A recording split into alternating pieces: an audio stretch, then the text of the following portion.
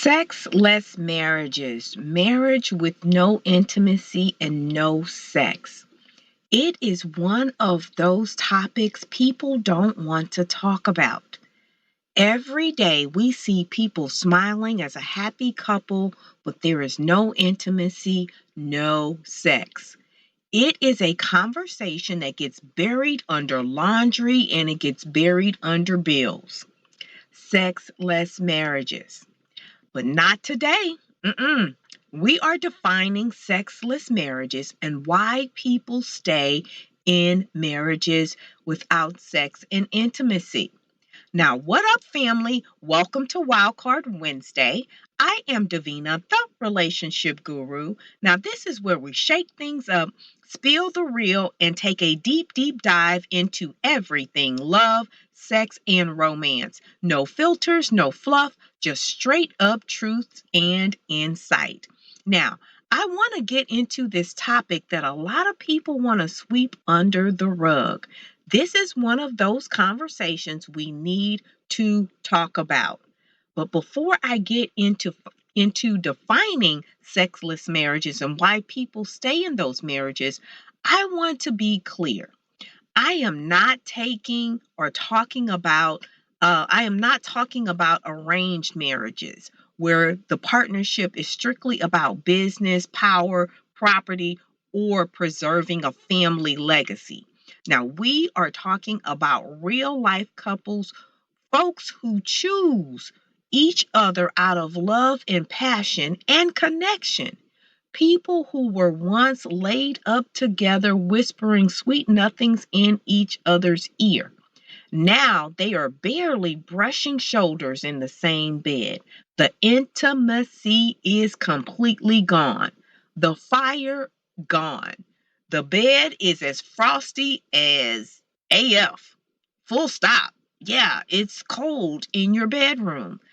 This is about sexless marriages where the love might still be there, but the loving on each other is gone. So I want to make that clear. So now let's unpack this together.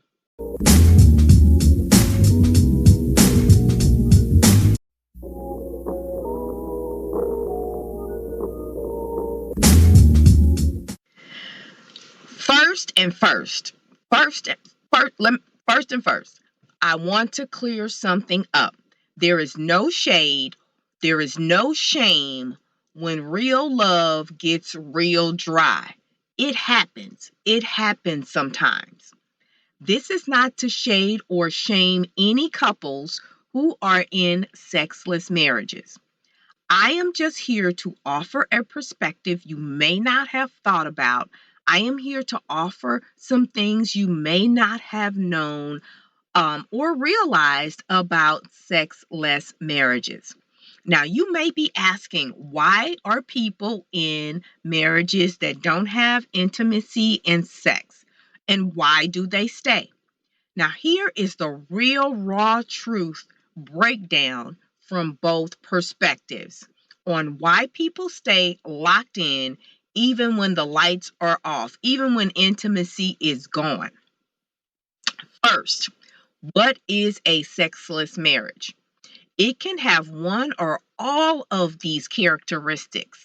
Number one, sex less than 10 times a year. Number two, when physical intimacy is missing and nobody is talking about it. Three, when touch and foreplay feels transactional, like something you have to do. It is not passionate, and there is very little participation from one partner or the other. All right, now that we have defined what is clinically considered a sexless marriage, I want to share with you both sides of the coin, both sides of both perspectives. So I'm going to start with the woman's side. And no, not because I am a woman. And no, it's not just about not being in the mood. So let's get that straight. Stop playing. It is not a one and done reason why women are no longer interested in sex with their marriages or in their marriages. Now, there can be an emotional connection, no physical desire. That's what that means. If there's not an emotional connection, it equals no physical desire. This woman may be saying, if I am not feeling seen, I am not feeling heard, I am not feeling appreciated, then she may be thinking, my body's not going to show up where my soul and my emotions are not welcome. A lot of women need emotional safety to get physically open. So if she's feeling like a roommate, like a maid, like just some type of person there to support a man's needs, then her libido might be the first thing to pack up and leave. If she is feeling used and abused, things may not open up for you, and that is including her legs. Things may not open up for you if she is feeling used and abused. Now, here is a gem for you. She does not want another chore at the end of the day. No woman wants to feel like this is something they have to do at the end of the day, like checking a chore box. Every woman wants to feel chosen. Number two, she might be touch starved but prideful. So yeah, she might be saying, I miss intimacy, but I am not going to beg for it. Sometimes a woman may crave sex. However, she won't initiate it because she's tired of being rejected and ignored. Silent suffering turns into distance. Now, here is a jewel for you. Silence isn't always peace. It's sometimes pain with a lot of makeup on it. Okay? Along this same thought process, she could have the fear of being labeled too much. She may be thinking, if I bring it up, I'm either sounding too needy, too sensitive, or too sexual. Women often stay quiet because they have been shamed for wanting more emotionally, for wanting more intimacy, for wanting more physically. Women have been shamed for just wanting more. Now, here's a gem for you. She's not asking for too much. Now, she may just be asking the wrong person to give her more. Yeah. I'm going to let that one marinate on you for a minute before I move on to the man's side. Now, moving on to the man's perspective. I know I am not a man. I cannot possibly know what a man is thinking. However, I do have a lot of men in my circle that I ask questions. And so, from the man's side, it is not always just about sex. It is a little deeper than that with men. With men, there can be performance anxiety and even medical issues. A man may be thinking, I feel pressure to show up when I can't perform. I am always pressured to perform, and it makes me feel less than a man. Conditions like erectile dysfunction, low testosterone, stress, depression, those things are real. I mean, really real. But many men don't talk about it because of shame. Now, here's a jewel for you. He is not broken. He is battling silently. He is battling quietly. But pride stops him from seeking help. So, my men out there is nothing wrong with seeking help. Any type of condition that you may be, or medical issue, performance anxiety that you may be dealing with, is considered a medical issue like any other medical issue.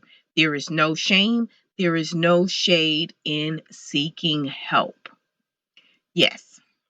Having said that, we're going to move on to the next thing, which could be unspoken resentment from being unappreciated and or disrespected.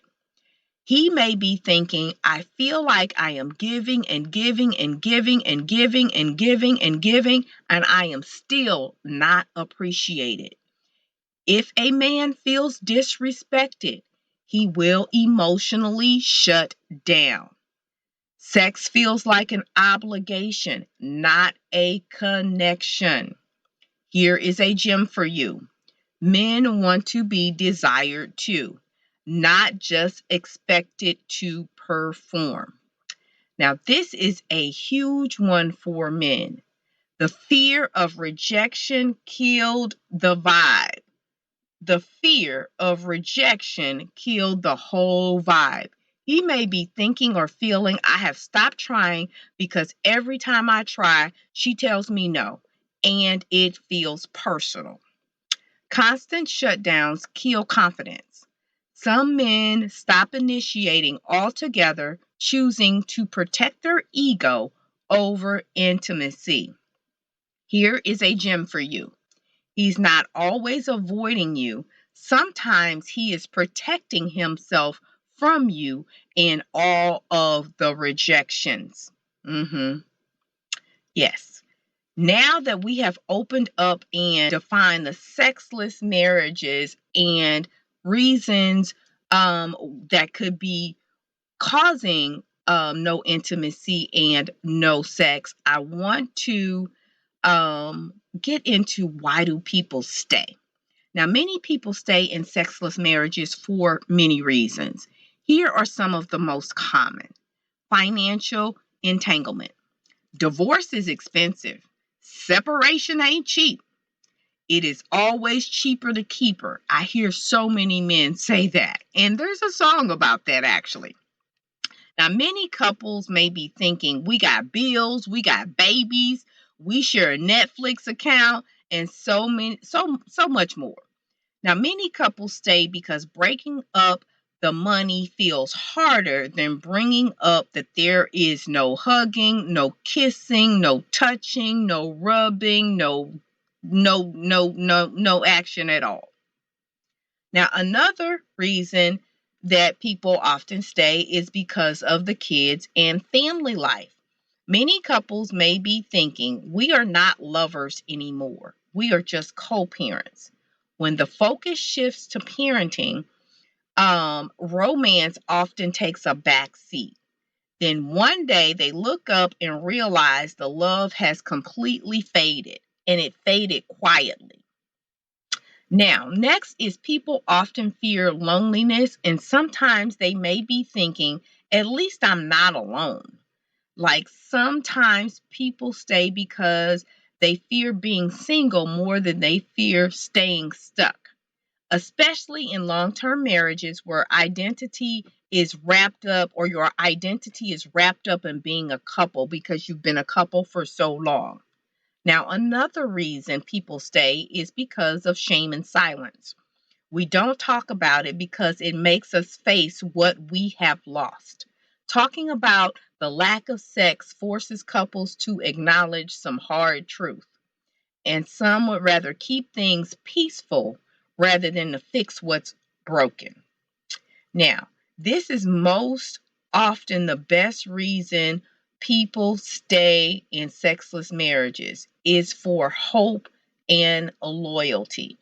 Now, many couples may be thinking, I am staying because I believe we can find our way back. Not all sexless marriages are doomed. Some stay because they still deeply love their partner. They have not found, however, they have not found the road back to each other yet. They're still working on it. Now, one thing for sure, whatever the situation, it is nobody's business and you don't owe anyone and explanation. Sometimes it is about the history of the couple that has everything to do with it. The mortgage, the kids, and just the comfort of that familiar silence and that familiar atmosphere. Now, what is real is that love has layers. Love definitely has layers. Love and loyalty can sometimes hide behind obligation, behind survival, behind the years of we will figure it out. Sometimes that's just the way it is. We don't have all the answers. However, I am here to just offer some truth. I do have some truth just based on people that I've talked with, my studies, and my knowledge and experience. So I wanted to share that with you because a lot of people have questions as to why people stay in sexless marriage and actually what is a sexless marriage. So I hope, those things answer some questions. So, well, family, those are my thoughts for this Wild Card Wednesday, and I hope that you got something out of this today. Now, if you enjoyed this episode, it would really mean a lot to me if you would share this video with at least one person. Also, make sure that you would subscribe to the Relationship Guru channel. Just taking 1 second to hit the subscribe button makes a huge difference for me. Now, I hope to see you back here next week for another Wild Card Wednesday. Until next time, stay locked in and ciao for now.